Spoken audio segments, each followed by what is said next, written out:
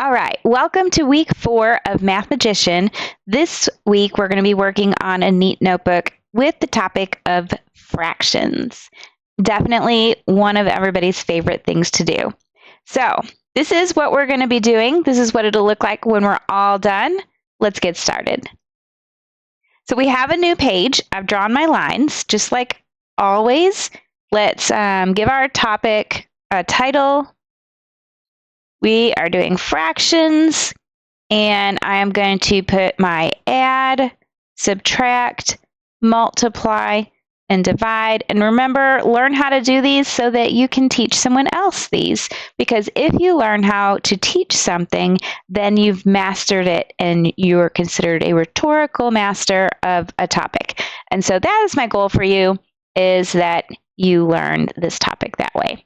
All right, so let me get out of the way and get you to the math. We are going to do simple fractions today just to compare and contrast the different ways to do them. So 2/4, and follow along in your notebook, 5/4. And that, if I add it together with adding of fractions, what I'm adding is, if I have 4 parts in the whole, in the fraction, I have parts over whole. So the top, or the numerator, and is over the denominator. And basically, I want you to think of the top as how many parts I filled in. And for the first one, it's 2. And for the second one, it's actually 5/4. So I would actually then have 2 circles that go with the fifth one, or the second add end. So I have 1, 2, 3, 4, 5 parts filled in. And in the whole, the bottom is telling you how many are divided, how many parts are divided into the whole. So I have 4 parts.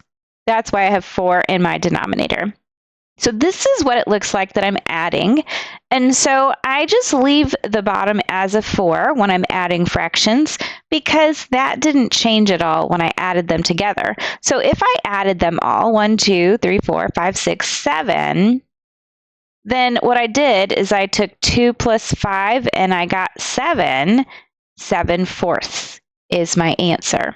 Now, in most math textbooks, we're trying to write them in the best proper form, and the mixed number is the best proper form. What is a mixed number? So I can have a whole number. I'm going to write a number like this, plus a fraction is considered a mixed up number. So think about it that way. I've mixed the two together, the whole number and the fraction. And so how do I do that with this? Well, how many times do I have 4 in my 7? I only have one whole group of 4, and then I have 3 parts remaining, right? 4 plus 3 is 7, and 4 parts is still in my whole. So 1 3/4 is my mixed number. And so that would be my final answer. Let's go ahead and put a square around that, because we always put a square around our answer. Now, what if I don't have the same denominator? Let's try something simple like that. 1/2 plus 2/4. And let's go ahead and change colors. And I've got to change this. I want them to have the same common denominator. So I'm going to have to multiply the top and bottom by 2. Because if I multiply by 2 over 2, that is like multiplying by 1, because 2 over 2 equals 1.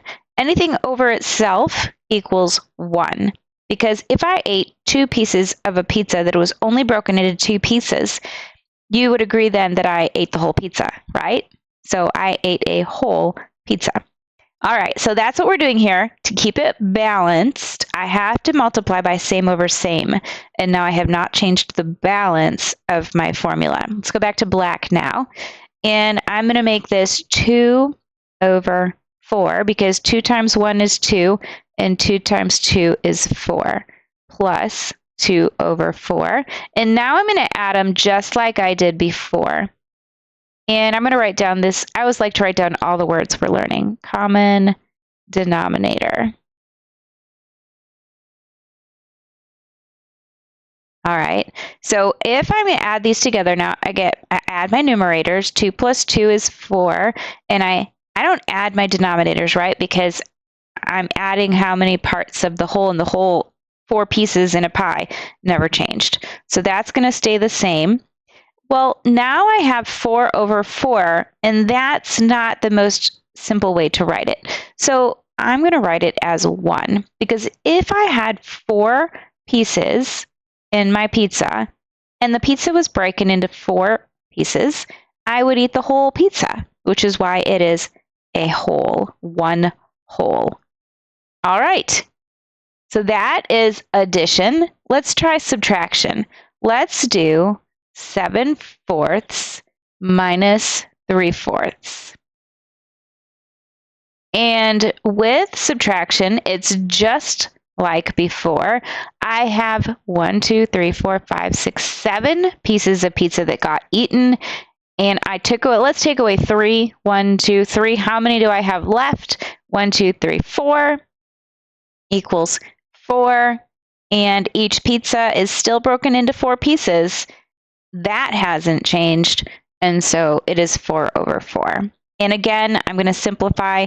That is the whole pizza, and so the answer is 1. Anything over itself equals 1.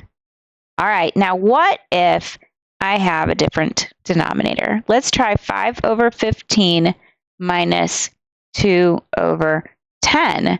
Well, now I can't subtract the top simply because honestly, they're going to be different sizes, right? So if I had the same size pizza, but I divided it into 8 pieces, these are much smaller pieces. So just to subtract them willy-nilly like that, when I know the individual piece is going to be a different size from the minuend to the subtrahend, I can't do that. So let's go ahead and change colors and figure out what we can change. So I'm going to do this in 2 steps. I think I have red. So let's do red. And I'm going to change this first. Let's divide it by 2 over 2. And now this number here becomes 1/5. And we're not going to stop here because I still don't have common denominators. So now, though, I can multiply by 3 over 3. And now I have, let's go back to black. I have 5/15 minus 3 over 15. Well, that's easier. Now my denominators are the same. And my numerators are 5 minus 3, which is 2 over 15. All right, so I'm creating common denominators. I know the numerator and denominator. I know its parts to whole. I know it's important to make mixed numbers or to simplify if it looks like this to a more simplified whole number. And I know a mixed number is a whole number plus a fraction. So already there is so much to know, and we have only done half of it. So let's try multiplication. What if I have 20 over 100 times 30 over 15? Well, let's see. I could just go ahead and multiply it outright, and that would be 6, right? 3 times 2 is 6. 2 zeros, 600. And my denominator, let's use the right words, 100 times 15 would be 1500. Well, I could just keep on going as long as I've done it this way, and then I'm going to show you another way. And to simplify this, I'm going to do this. 6 times 100. Do you agree 6 times 100 is equal to 600? It is. But then let's look at the denominator. It could be 15 times 100. So this is why I can eliminate a 100, because 100 over 100 is same over same, just like our 4 over 4, it is equal to 1. And so now I have 6 over 15. Let's change back to black. We'll put that over here. 6 over 15. Now, what common factor is in 6 and 15? Let's see if we can simplify that. What if I do, let's prime factor them. 2 times 3 is prime factoring 6, and 15, if I wanted to get down to the primes, would be 3 times 5. Well, now I can see my same over same, 3 and 3. Let's cross those out. And notice how one is on the right and one is on the left. Well, we also know that multiplication is commutative. So that means I can change this to 3 times 2, and now it would appear that 3 was over 3, and it would be more obvious that I could cancel them out. But just remember that multiplication is commutative, so I can cross them out catty corner like that, and now I'm left with 2/5. And that is my final answer for multiplication. And I could have gone into these numbers in the very beginning and prime factored them. If I did that, then I would be just canceling things out before it got to the end. Instead of making the numbers bigger, it actually could have been easier. So it's a thought for you. All right, let's try division.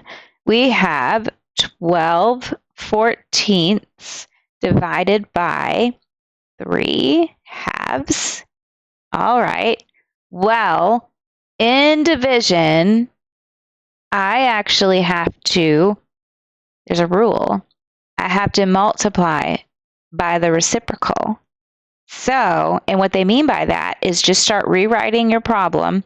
12/14 multiplied by the reciprocal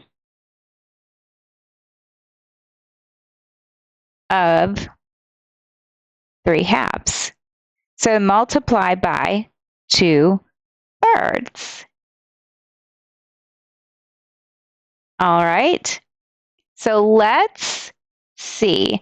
I could just start multiplying, or I could simplify. Last time I just went ahead and multiplied. This time let's go ahead and simplify first. I'll show you what that looks like. So what if I divide the top and the bottom here by 2? That looks like the most simple thing to do right now. I could prime factor. That's another way. There's lots of ways to do math. But let's go ahead and simplify it by making them smaller. And then this would be 6/7 times 2/3. And I still see something that I can simplify. So let's prove that multiplication is commutative. And I can actually do 2 times 6 over 7 times 3. And now you can see that I have 6 over 3, which they both go into 3. And then this would cancel out, and this would become a 2. And now I have 2 times 2 is 4 over 7. And I have 4/7. And that is the end of that.